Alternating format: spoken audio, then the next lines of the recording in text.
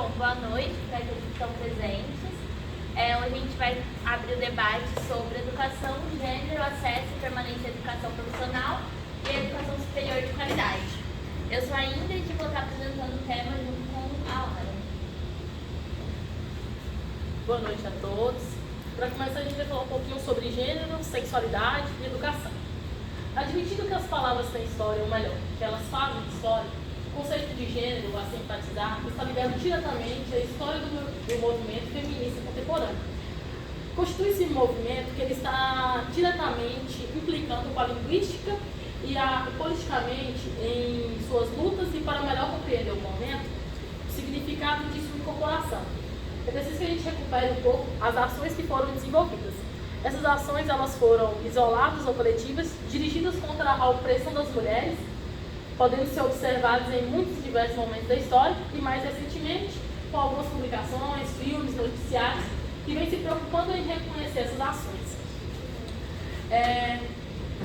No entanto, essas ações, quando se pretende referir ao feminismo como um movimento social organizado, é usualmente remetido ao Ocidente no século XIX.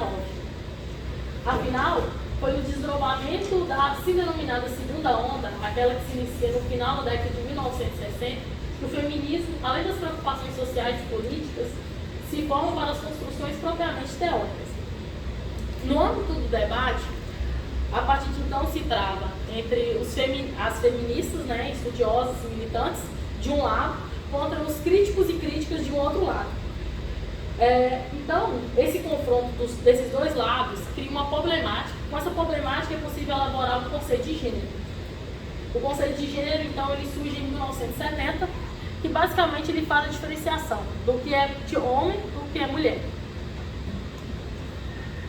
O objetivo principal dessas estudiosas feministas era tornar visíveis aquelas feministas que foram ocultadas. A segregação social e política que as mulheres foram historicamente conduzidas tiveram como consequência a sua ampla invisibilidade, inclusive como sujeito da ciência.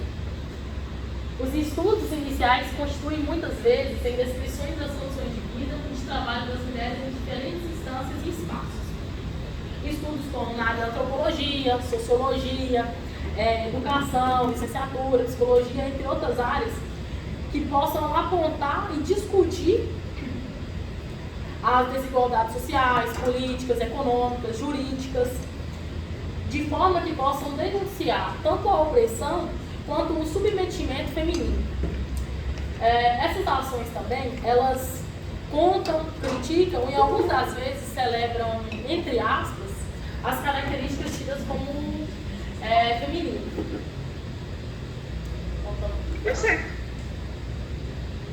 Boa noite, Valéria.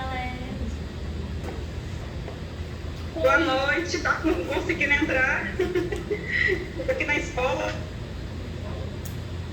Dando continuidade, com o objetivo de fazer avançar essas análises e acreditando na potencialidade dos empreendimentos coletivos, algumas mulheres vão fundar revistas, promover eventos, organizar-se em grupos ou núcleos de estudos, às vezes transformados em guetos.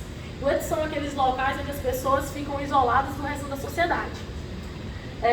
Elas ficavam assim isoladas mediante processos nos quais tinham responsabilidade e envolvimento. Muitos desses grupos acabavam por ser excluídos ou eles mesmos se excluíam da dinâmica mais ampla do mundo acadêmico. Isso ocorria por diversos motivos.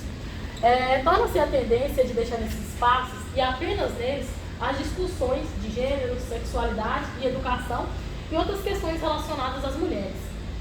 Deste modo, as propostas que iam desde a integração do universo feminino ao conjunto social, até as pretensões mais ambiciosas de subversão, sejam eles dos paradigmas teóricos vigentes, enfrentavam muitas dificuldades a se dispor, pois existe uma disposição para que as pesquisadoras mulheres se ocupem de discutir ou construir uma história, uma literatura ou uma psicologia da mulher, de algum modo, perturbando um pouco a noção de um universo feminino separado.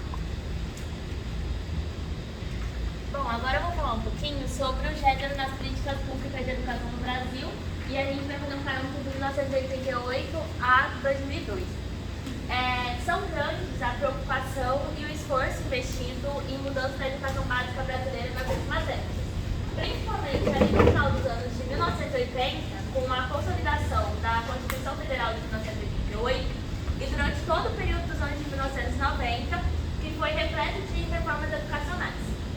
E esses fatos, eles tornam o intervalo que vai de 1988 a 2002 um recorte histórico importante para a gente para análise das legislações e das reformas federais dentro da área da educação. A intersecção das relações de gênero e educação ganhou maior visibilidade nas pesquisas educacionais somente em meados ali dos anos de 1990, que houve grandes avanços na sistematização de reivindicações que visam a superação no âmbito do Estado e das políticas públicas de uma série de medidas contra a discriminação da mulher. E essas medidas, elas se revelam plenas de contradições entre a defesa da ampliação dos direitos e da ótica da restrição do papel do Estado nas políticas públicas sociais, entre elas está a educação. E aí, a gente tem que todas as palavras, elas têm uma história, né? E são distintos símbolos, significados e interpretações que se tem ali a respeito de determinados conceitos e relações.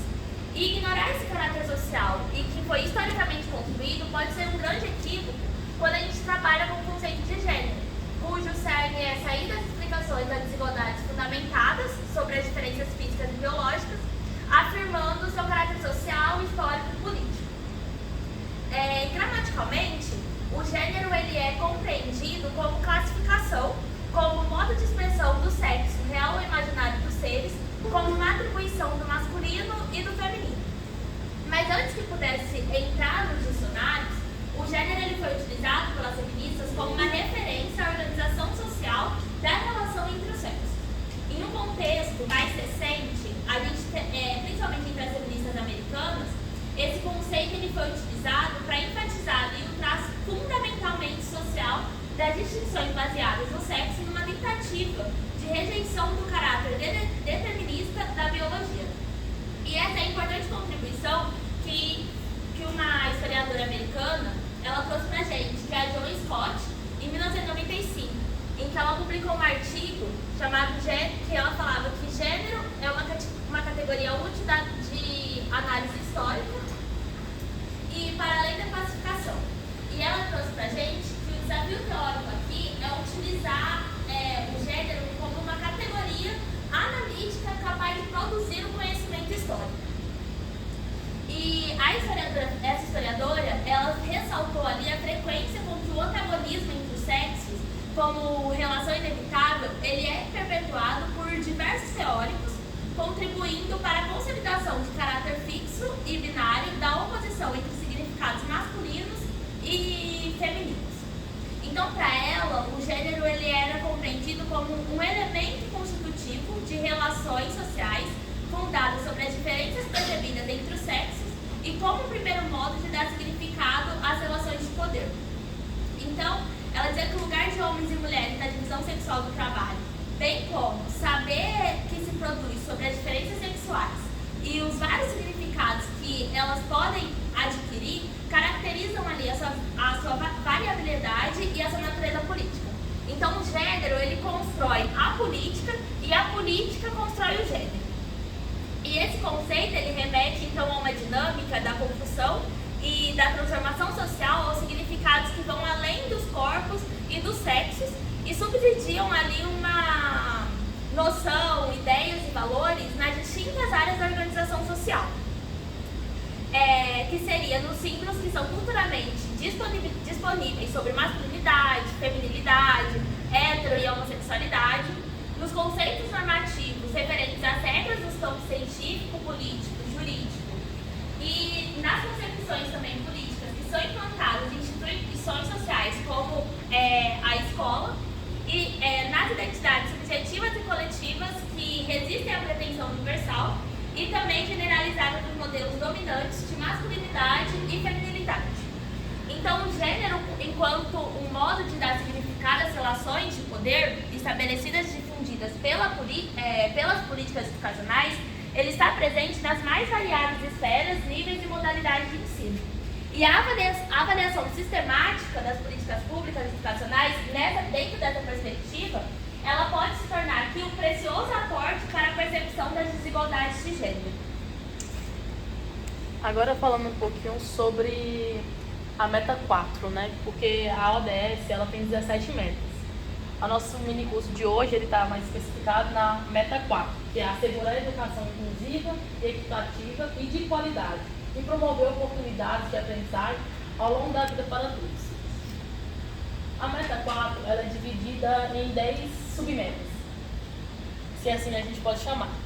A primeira é a 4.1, que ela visa garantir até 2030 que todas as meninas e meninos completem o ensino fundamental e médio, equitativo e de qualidade, na idade adequada, assegurando a oferta gratuita na rede pública e que conduza resultados de aprendizagem satisfatórios e relevantes.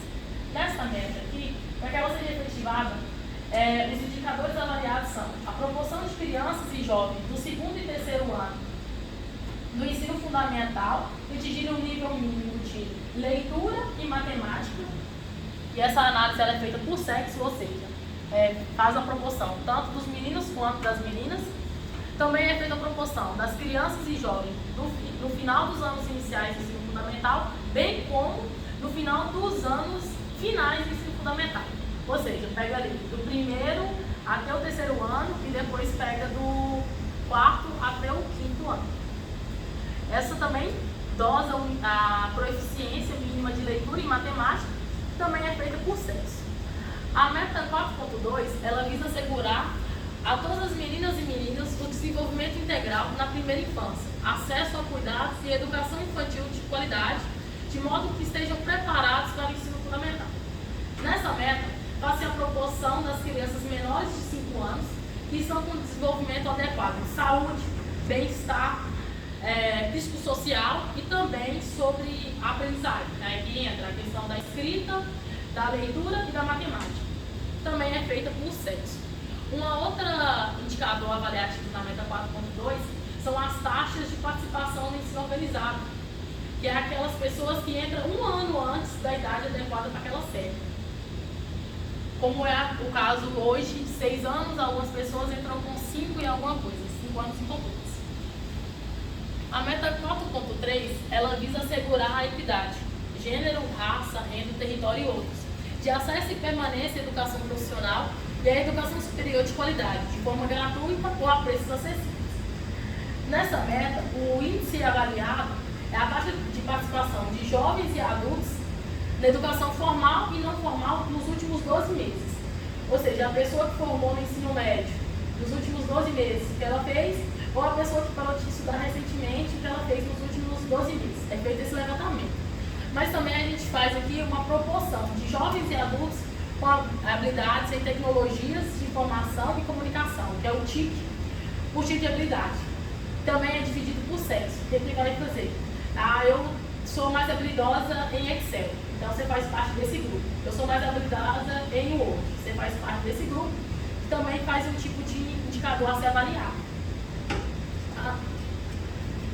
Desculpa, essa é da meta 4.4, que aumenta substancialmente o número de jovens e adultos que têm as competências necessárias, sobretudo técnicas e profissionais para o emprego, trabalho decente e empreendedorismo. Isso aqui é muito relevante para o primeiro emprego, né? Então essa meta ela é muito analisada. A meta 4.5, ela visa eliminar desigualdade de gênero e raça na educação e garantir a equidade de acesso, permanência e êxito em todos os níveis, etapas e modalidades de ensino para os grupos em situações de vulnerabilidade, sobretudo as pessoas com deficiência, populações do campo, populações itinerantes, comunidades indígenas e tradicionais, adolescentes e jovens em cumprimento de medidas socioeducativas e população em situação de rua ou em privação de liberdade. Nessa meta, os indicadores avaliados são os índices de paridade, que são aqueles assim, mulher, homem, zona rural, zona urbana, e população indígena, população afetada por conflito, população com deficiência. Aqui faz o índice de paridade para todos os indicadores dessa lista possam ser desagregados. Isso acontece para que as pessoas, por exemplo, o indígena tenha o mesmo tratamento da pessoa que não é indígena, que o deficiente tenha o mesmo tratamento da pessoa que não é deficiente.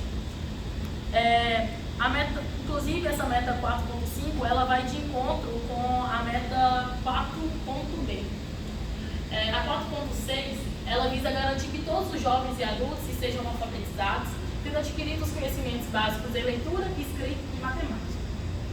Nessa meta, os indicadores avaliados são o percentual da população de determinado grupo etário que atingiu pelo menos o nível mínimo de proficiência em leitura, escrita e matemática. Também é feito por sexo. Só que aqui, além de dividir por sexo, divide-se por idade. Tipo, de 10 a 20 anos, de 20 a 30, de 30 a 40, e assim sucessivamente. A meta 4.7, ela visa garantir que todos os alunos adquiram conhecimentos e habilidades necessárias para promover o desenvolvimento sustentável, inclusive, entre outros, por meio da educação para o desenvolvimento sustentável e estilos de vida sustentáveis, direitos humanos, igualdade de gênero, promoção de uma cultura de paz e não violência, cidadania global e valorização da diversidade cultural e da contribuição da cultura para o desenvolvimento sustentável. Essa meta ela faz a incorporação da educação tanto para a cidadania global quanto para a educação de desenvolvimento sustentáveis em todos os níveis, seja ele políticas nacionais de educação, currículos escolares, formação dos professores e avaliação dos estudantes. A meta 4.A, ela visa ofertar infraestrutura física escolar adequada às necessidades da criança, acessível às pessoas com deficiências e sensível ao gênero, garanta a existência de ambientes de aprendizagem seguros, não violentos, inclusivos e eficazes para todos. Essa meta, ela faz a proporção das escolas de acordo com se a escola tem acesso à eletricidade, acesso à água potável, internet para fins pedagógicos, computadores para fins pedagógicos também, infraestrutura e materiais adequados para os estudantes que possuem deficiência, como, por exemplo, rampas, instalações sanitárias também separadas por sexo. Uma coisa interessante nessa meta 4.A, que tem em alguns países, exige o WASH, que é um programa não formal, que ele traz que tem que ter diretrizes básicas de lavagem das mãos. Tem horário para lavar a mão e formas para lavar as mãos. Mas em outros países no Brasil não foi aderido. A meta 4.b, ela visa ampliar em 50% o número de vagas efetivamente preenchidas por alunos dos países em desenvolvimento, em particular os países de menor desenvolvimento relativo, tais como os países africanos de língua portuguesa e países latino-americanos, para o ensino superior, incluindo programas de formação profissional, de tecnologia de informação e da comunicação, programas técnicos de engenharia e científica no Brasil. Nessa meta, analisa-se o volume dos fluxos de ajuda oficial ao desenvolvimento para bolsas de estudo por áreas e tipos de estudo. Essa meta, infelizmente, é a meta que está sendo bem prejudicada nos últimos anos. A meta 4.c, ela visa assegurar que todos os professores da educação básica tenham formação específica na área de conhecimento em que atua, promovendo a oferta de formação continuada em regime de colaboração entre União, Estados e municípios, inclusive por meio de comparação internacional. Essa meta, ela avalia a proporção dos professores que recebem o conhecimento básico, de formação mínima, como, por exemplo, a formação pedagógica. Acontece muito aqui em redes estaduais e municipais, professores que são formados em matemática, ter que dar aula de matemática, física e química, por ter, como eu posso dizer, sabe, essa falta de esse déficit. E essa meta, ela visa isso, ela visa contemplar esses déficits, que ainda, é uma coisa meio inalcançável. Bom, agora eu vou falar um pouquinho sobre o contexto da formulação das políticas públicas educacionais dentro do Brasil. A gente tem na Constituição Federal a LDB de 96, o PNE de 2001 e os parâmetros curriculares nacionais do ensino fundamental. Eles são documentos datados que foram frutos de determinados momentos históricos e por isso eles expressam valores e costumes da sociedade ou mais especificamente de um segmento social e cultural dominante. Ele traz o desafio de compreender a dialógica do conteúdo de gênero desses documentos, que vai exigir ali dois movimentos analíticos. Um deles vai ser voltado para o exame dos referidos documentos na perspectiva dos direitos e da construção da cidadania. Não necessariamente dar referência explícita à expressão gênero, e o outro vai ser dirigido a uma ideia abstrata de cidadania que é contida nesses documentos, mas que toma a normatização deles prevista como uma expressão não só de permanência de costumes e formas de controle de um determinado momento histórico, mas também de propósitos que procuram ali dar novos significados à prática social. O ponto de partida para a análise da legislação que fundamenta as principais políticas educacionais do Brasil, seja da perspectiva tanto de gênero ou não, ela é o contexto no qual foram negociadas e elaboradas até o momento, que vai ser as duas décadas finais do século XX, cada uma possuindo características bem distintas. A gente tem a década de 1980, que é representativa na história do Brasil como período de abertura, né, da democracia no país. O foco das mudanças que permearam o processo de redemocratização da sociedade brasileira foi a garantia dos direitos sociais individuais e o marco definitivo desse processo, além das eleições diretas para a presidência da República, foi também a elaboração da nova Constituição Federal, e essa, sem dúvida, a Constituição, né, que melhor refletiu ali e acolheu os anseios da população, entre elas antigas demandas do movimento das mulheres, que organizado em todo o território nacional foi ali um dos líderes da campanha constituinte, juntamente com o Conselho Nacional dos Direitos da Mulher, que a gente conhece como CNDE. Mas ali na década de 1990, o cenário pautado por demandas e negociações de direitos sociais, ele vai sofrer uma inflexão e vai criar uma contradição entre os objetivos de melhoria das condições de vida da população brasileira, que é previsto na Constituição de 88, e a adoção de reformas políticas de ajuste econômico. E o esforço oficial dessas reformas vai ter início em 1990, ali no governo do Fernando Collor de Mello, e vai passar por uma breve interrupção com o governo do Itamar Franco. E aí vai ser retomada, né, com maior ênfase nos governos de Fernando Henrique Cardoso, a partir de 1995, com a introdução de reformas neoliberais que viriam afetar ali as políticas sociais que eram voltadas para as populações mais pobres, repercutindo nas políticas públicas de educação. E a sua lógica, ela foi a de reformar sem aumentar as despesas, procurando ali adequar o sistema educacional às orientações e necessidades prioritárias da economia. E essa redefinição de rumos vai evidenciar ao se comparar ali a década de 1980 e a década de 1990. Porque uma vai ser completa de conquistas, né, de direitos sociais, que vai ser garantido pela nova Constituição, e a outra vai ser totalmente marcada pela reorientação política sobre uma ótica mais neoliberal.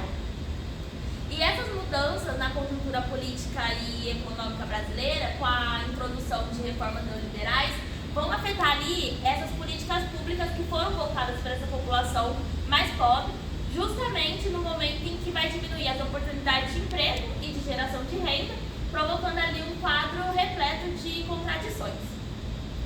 A Vera Peroni, ela sintetiza a redefinição das políticas para a educação básica nesse período como uma qualidade antes ligada à gestão democrática ou à formação para a cidadania, vai passar ali a ser enfaticamente associada a uma reforma e modernização dos sistemas administrativos e a implantação de programas de avaliação, a compra de material didático, a capacitação de professores, sem ali ter um forte direcionamento de recursos para a recuperação dos salários. E um exemplo dessas reorientações foi a aprovação da nova LDB de dezembro de 1996, que após 8 anos de tramitação no Congresso Nacional e mediante uma intervenção ali do governo federal. E em consonância com a LDB e com o objetivo de estabelecer metas educacionais para quais deveriam convergir ali as ações políticas do Ministério da Educação e do Desporto, foram elaborados os parâmetros curriculares nacionais e o Plano Nacional da Educação. E os primeiros eles foram produzidos por uma equipe instituída pelo MEC, constituindo-se ali em referência nacional para a estrutura curricular de ensino fundamental e médio de todo o sistema educacional no Brasil. E o segundo foi objeto de ampla e longa discussão, já que sofreu um processo de tramitação ali no Congresso Nacional. educacional semelhante ao da LDB. E aí, em relação aos dados históricos que a gente tem que as escolas brasileiras, ela vem nas últimas décadas acolhendo gradativamente as mulheres em todos os níveis educacionais. Hoje, de acordo com dados do Censo Escolar de 2022, as mulheres elas representam 58,1% do corpo docente no ensino superior e aproximadamente 79,2% do professorado em todos os níveis escolares. O acesso das mulheres à educação vai se refletir ali nos índices de alfabetização masculino e feminino, que nas últimas décadas eles apresentaram uma nítida tendência à equalização e evidência de que as mulheres alfabetizadas elas tendem a sobrepujar os homens. E aí a gente nota, de acordo com o IBGE, na análise por sexo, que a taxa de analfabetismo das mulheres de 15 anos ou mais em 2022 foi de 5,4%, enquanto dos homens foi de 5,9%. E... deixa eu ver se eu consigo dar uma olhada. Tá, visualizar mesmo, mas a gente consegue ver. Entre os idosos, a taxa das mulheres foi de 16,3%, ficando acima da dos homens, que foi de 15,7%. E com isso a gente consegue perceber que a tendência à equalização dos índices da alfabetização masculina e feminina ela sofre também o impacto da idade. E os índices de alfabetização masculina eles são superiores aos femininos nos grupos etários mais idosos. Porém, desde a década de 40, os índices de alfabetização das mulheres ele tem sido superior ao masculino nos grupos mais jovens. E a constatação de que as mulheres brasileiras estão tendo maior acesso à escolaridade, os homens remetem a 3 ordens de questões. A primeira seria o porquê isso estaria ocorrendo, que leva a que se procure integrar simultaneamente determinações econômicas e culturais decorrentes de uma sociedade que enfrenta processos de modernização e urbanização, mas que envolve ali sempre a racionalidade de uma sociedade assentada na divisão sexual do trabalho e no controle da sexualidade das mulheres, além de modificações culturais nas relações de gênero, a crise econômica do feminista nos anos 80 exigiu ali das famílias, para manter o estado social anteriormente adquirido, o ingresso maciço de jovens e mulheres dentro do mercado de trabalho. A segunda pergunta seria qual o impacto da vida das mulheres dessa passagem mais intensa e longa pela escola, que pode ser respondido que apesar da expansão da sua escolaridade, as mulheres e os homens eles continuam seguindo ainda carreiras escolares diferentes. As mulheres elas tendem a seguir cursos que são mais empregados de conteúdos humanísticos e que desembocam imediata e posteriormente em profissões tipicamente femininas, enquanto os homens eles seguiam preferencialmente cursos mais técnicos, e isso vem mudando apenas nesses últimos anos. E assim, da mesma forma que observa-se no mercado de trabalho o ensino formal, em seus diversos níveis, porque apesar da igualdade constitucional de oportunidades educacionais entre homens e mulheres e da miscigenação sexual teórica e legal das escolas, buscaram ali por muitos anos atuar no sentido de segregar os sexos por ramos e áreas de conhecimento. E essa ideia ela é apresentada pelo Rosenberg. Acesso e permanência da educação superior e profissional. O conceito de acesso à educação superior envolve 3 dimensões indissociáveis: de ingresso, de permanência e de qualidade na formação. O acesso ele é tudo aquilo que se constrói por meio de modalidades e estratégias de ingresso presentes nas instituições de ensino superior, o IES. Principalmente no que se refere à perspectiva de expansão de vagas e a taxa de ingresso do aluno. Já a permanência é tudo aquilo que dá sentido ao acesso, continuidade da trajetória de formação, ou também os impactos, o crescimento quantitativo e das suas características, ou seja, ensino público, ou seja, ou gratuito, organização do sistema educacional, organização acadêmica, curso, avaliação do curso, avaliação de professores, tudo que envolve o conceito de avaliação da área docente e docente. Aí a gente trouxe um videozinho aqui bem breve para vocês, para falar um pouquinho sobre o sistema de cotas, que não estava na nossa emenda, mas é uma das formas de ingresso no ensino superior. Como funciona um sistema de cotas? Presta atenção porque a conta não é muito simples. O total de vagas ofertadas no vestibular é dividido em duas partes. Metade das vagas é para concorrência geral, ou seja, para candidatos que não se enquadram em nenhuma categoria de cotas. A outra metade é para candidatos que fizeram o ensino médio integralmente em escolas públicas. É dentro desta segunda metade que estão as cotas para pretos, pardos, indígenas e pessoas com deficiência. Ou seja, o primeiro critério para ser cotista é ter estudado em escola pública. E isso não acontece só na UFPR. Está previsto numa lei federal, que vale para todas as instituições federais de ensino superior. Mas vamos explicar um pouco melhor.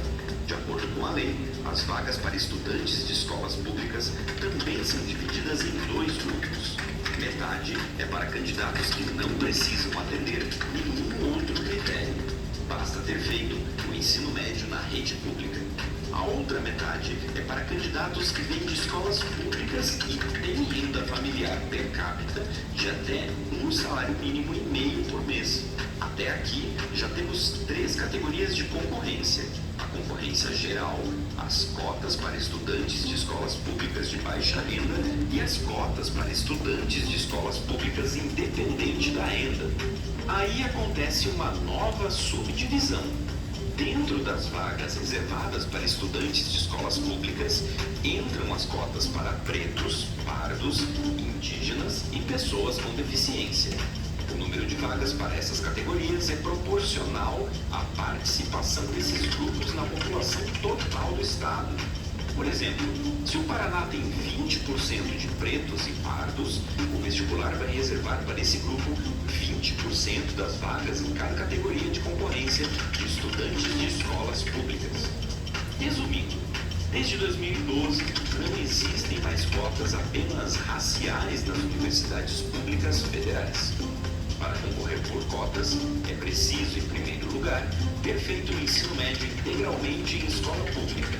É dentro dessa reserva de vagas que estão as cotas para pretos, pardos, indígenas e pessoas com deficiência. Isso é justiça social.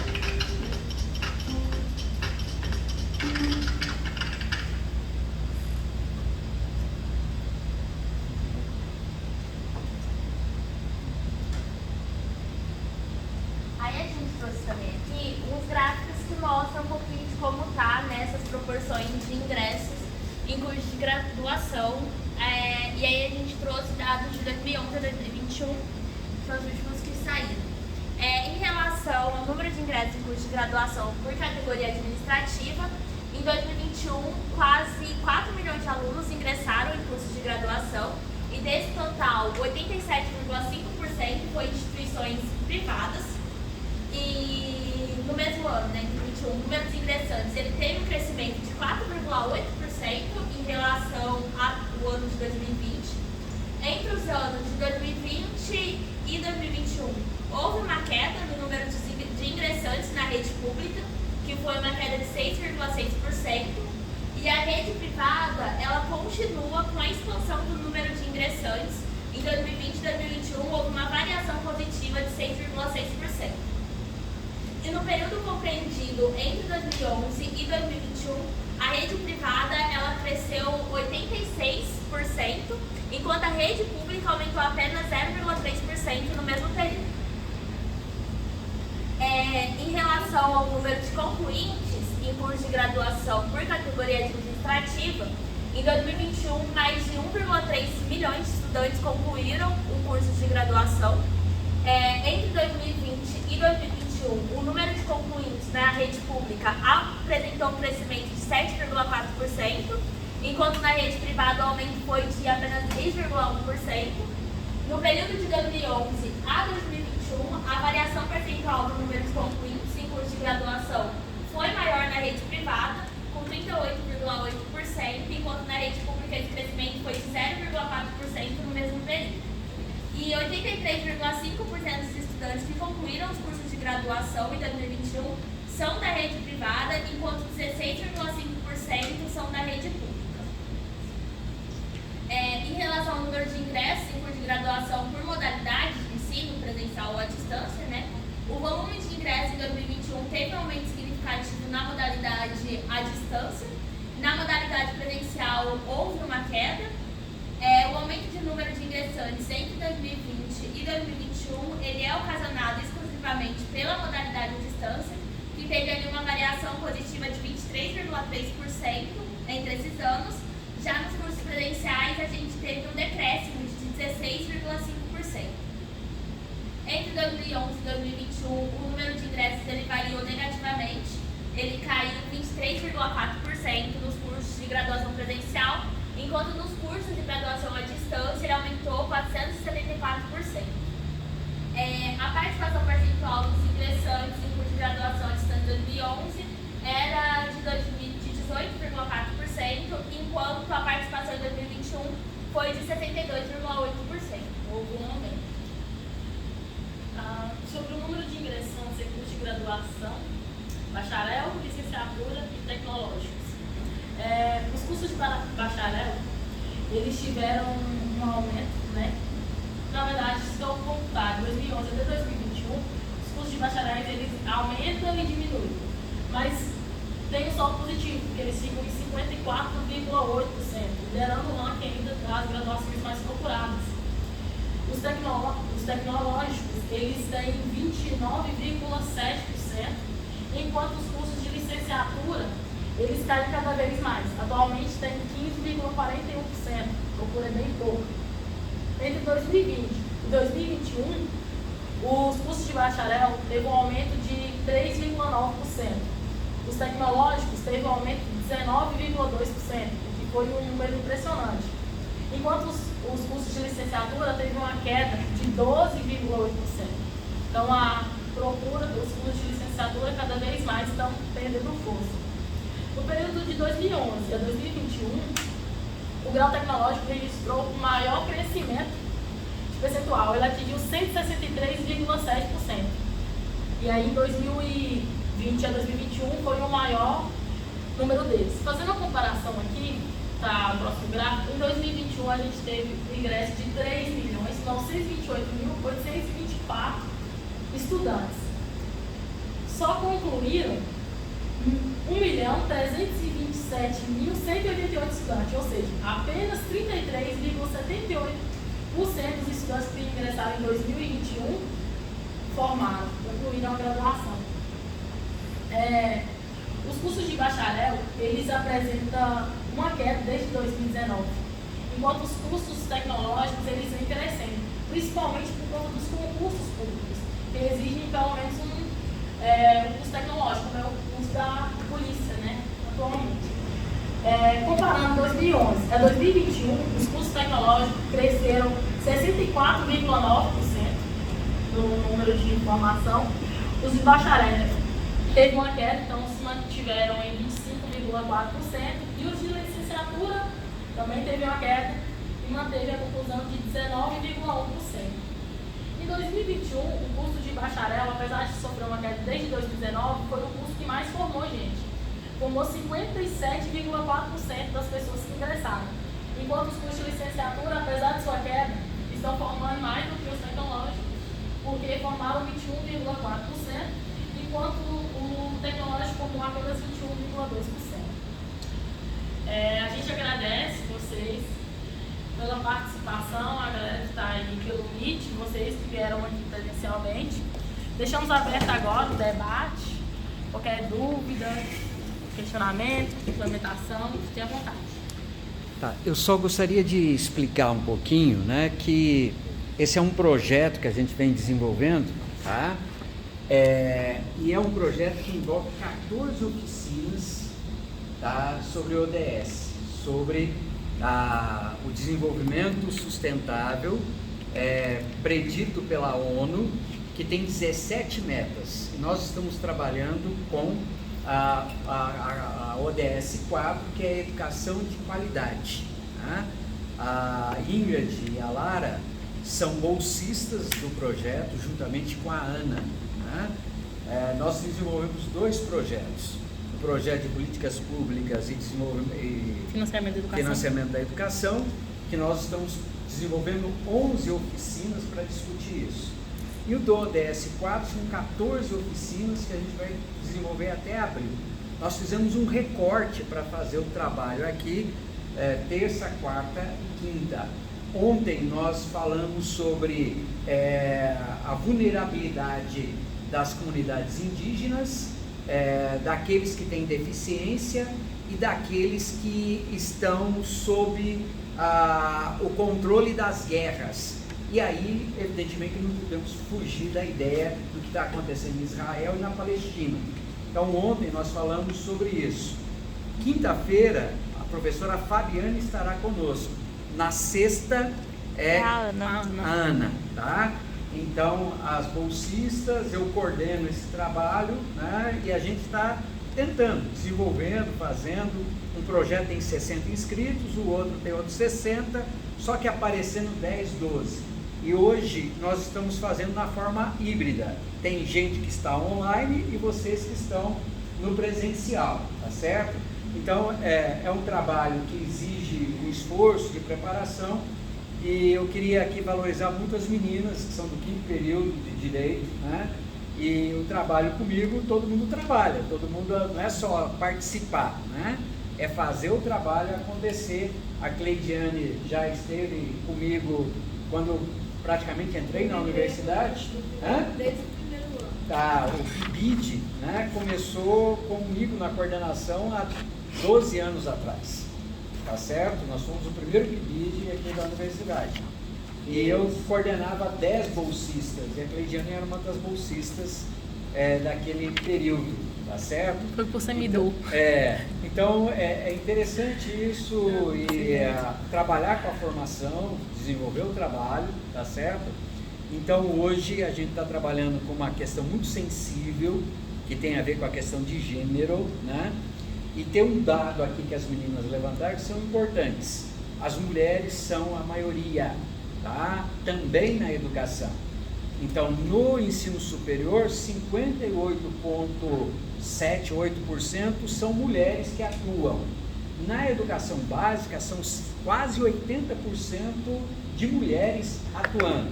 Então, a profissão, a educação é uma profissão eminentemente feminina, tá certo? Né? Então, essa é uma questão fundamental. As carreiras jurídicas também estão trabalhando nesse sentido.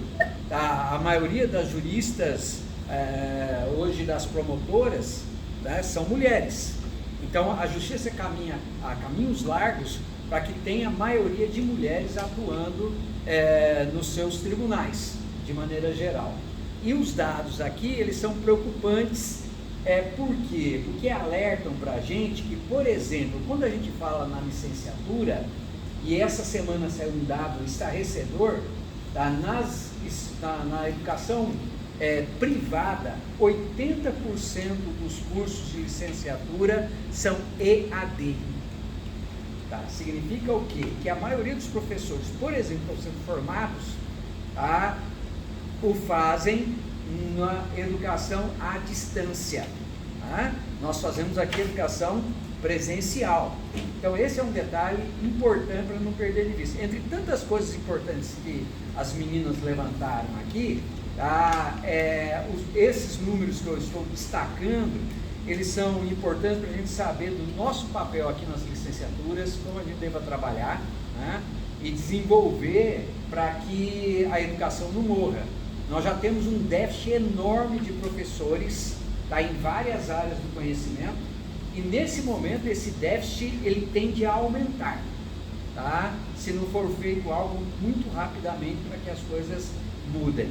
Então, gostaria de destacar esses pontos das falas das meninas, que são importantes, e pedir que vocês estejam conosco na quinta, na sexta, né?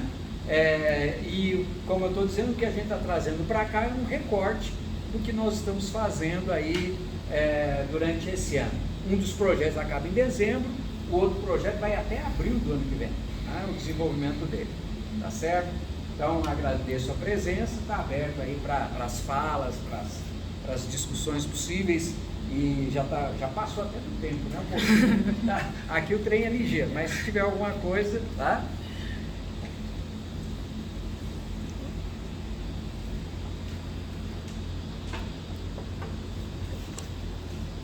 Então, professor, eu achei bem interessante interessante a palestra em relação a essa parte do ensino à distância, igual você disse. Por experiência própria, eu tenho alguns conhecidos que eles optam pelo ensino à distância, no caso de licenciatura, até por causa da facilidade, porque muitos deles não têm muitas condições de se deslocarem ou mudarem de cidade para poder fazer uma faculdade que mantenha esse ensino presencial. Por exemplo, na minha cidade mesmo não tem nenhuma faculdade. E dependendo de alguns trabalhos e outras coisas, então acaba que facilita. É um outro meio, assim, também de gerar conhecimento para o aluno e ele também poder ter uma especialização, uma graduação. E fora que muitos professores também, ou outros bacharelados, eles desejam uma outra profissão, uma outra licenciatura, uma outra formação, então eles optam pelo ensino à distância.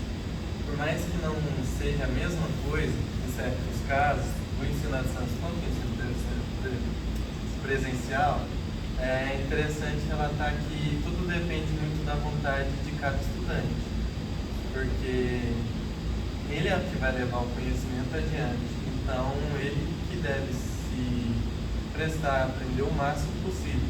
E em relação a essa parte de gênero, eu também fiz um trabalho, por exemplo, em educação inclusiva, na sala da Ana Maria, no primeiro semestre do curso de letras, e pude perceber essa diferença, tanto não só pelo gênero, mas também por cada raça.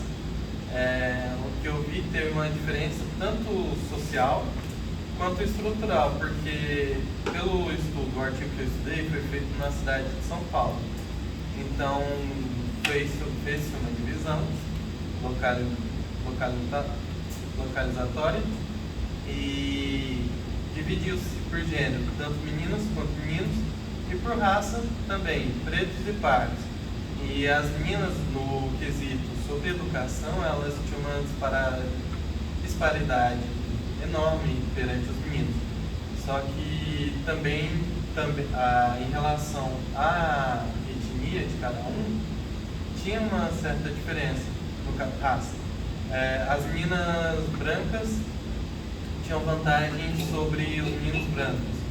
Eles tinham vantagem sobre as meninas mulatas, que tinham vantagem sobre os meninos mulatos, e que as meninas pretas tinham vantagem sobre os meninos pretos. Então tem essa diferença e também mostra o contexto social em que cada um é inserido, que afeta diretamente na área educacional deles. Só um comentário em relação ao EAD. Eu acho que a preocupação maior do que tange o aumento dos ensinos EAD não é nem a formação do aluno, porque o aluno, como você falou, é ele querer. Porque o curso presencial também não garante que o aluno vai sair daqui sabendo, ele tem que querer também.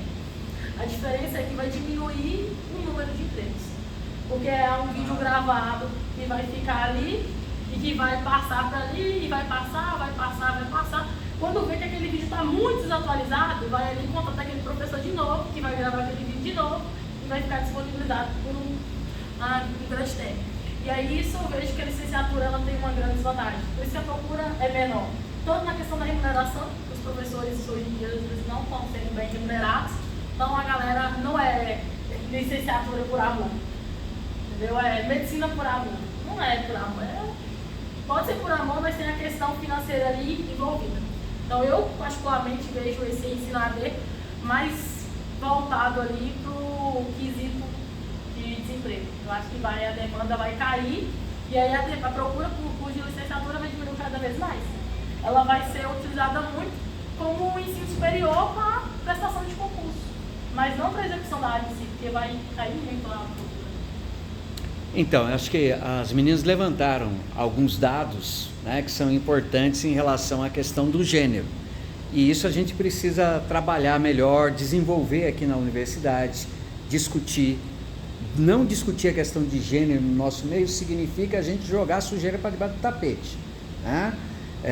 Ultimamente, como tem uma agenda profundamente religiosa, conservadora, tá? Isso tem sido tratado não da questão que envolve os sentimentos, as dores, a saúde mental das pessoas. Tá? O caráter puramente religioso descaracteriza o processo educacional. Isso não significa que você é ateu, que você não gosta de Deus ou coisa parecida, né? Tem muita gente confundindo esses processos, né? E, por exemplo, vocês que vão para a sala de aula daqui a pouco, vão enfrentar isso, né? Eu costumo dizer, a família tradicional, ela hoje não é tão tradicional quanto parece, tá? É normal você ter casais homoafetivos, né? Como que você trata isso como profissional, como educador, né? Então, a ONU aqui, na ODS 4, está alertando para essas questões. Nós precisamos de políticas públicas para atender esse tipo de demanda, tá certo? Então, seria um pouco nisso. Eu acho que já tem gente esperando, né? Já estamos adentrando o horário dos outros. Eu peço desculpas, né?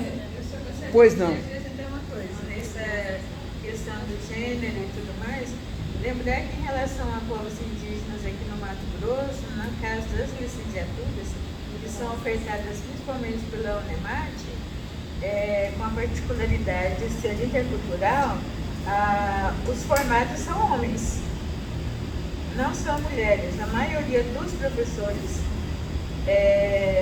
são homens. São homens e optam mais pelas áreas da linguagem. Então, a área das ciências, né, matemática, por exemplo, e das ciências sociais, das ciências exatas e das sociais, os indígenas escolhem mais essas áreas do que da área de linguagem. Então, assim, seria interessante acrescentar isso, né? Sim. A outra coisa é essa visão, por exemplo, que a gente tem que estar sempre prestando atenção, que no século XXI o acesso à informação é muito grande, mas ao conhecimento não. Então, o que é conhecimento, né? E o que é informação? E quem que está colocando isso? Está desperto para que o EAD vai diminuir o número de empregos, por exemplo, né?